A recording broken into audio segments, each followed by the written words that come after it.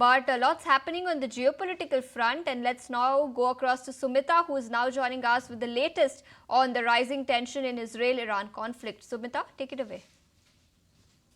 Absolutely, Ashesha. So Iran and Israel are continuing to rain strikes on each other as the conflict is entering the seventh day. In fact, Israel attacked Iran's heavy water reactor at night. At least 40 Air Force fighter jets. They attacked dozens of military targets in Tehran. Meanwhile, an Iranian missile has hit Israel's main hospitals, and that's caused a lot of damage. And of course, that's getting a lot of reactions online as well. The country's Prime Minister Benjamin Netanyahu has said that Iran will pay a heavy price. In fact, remember, these developments are coming in amidst there is speculation, of course, whether or not the United States will join Israel's bombardment of Iranian nuclear sites. Remember, the President Donald Trump told reporters that I may do it or I may not do it with respect to attacking Iran's nuclear facilities. He also demanded Iran's unconditional surrender, and he warned that it could easily assassinate the supreme leader, and that's fueled fears of American intervention. Meanwhile, reacting to all of those statements that are coming in from the United States administration, Iran's deputy foreign minister stated that if the United States wants to actively intervene to support Israel, Tehran will have to use its tools to defend itself and teach aggressors a lesson.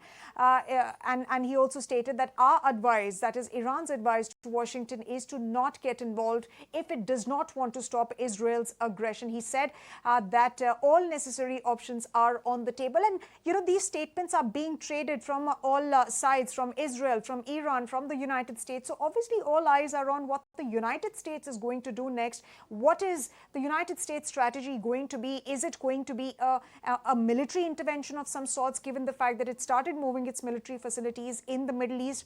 Is it going to be a possible peace deal? Will it get Iran back on the negotiating table, given the fact that Donald Trump earlier stated that, you know, I told Iran to come back on the the deal-making table. However, they were not really ready to. And of course, before leaving G7, he did state that he was thinking of something bigger than just a ceasefire. So obviously, all eyes are on what the United States is going to do, and that will define whether this war escalates into a bigger regional war, because remember, there are proxies as well, or it gets contained on the back of that peace deal that probably United States is going to be able to broker. Sumita, thanks so much for joining us with all those details. If you like this video, then like, share and subscribe to ET Now.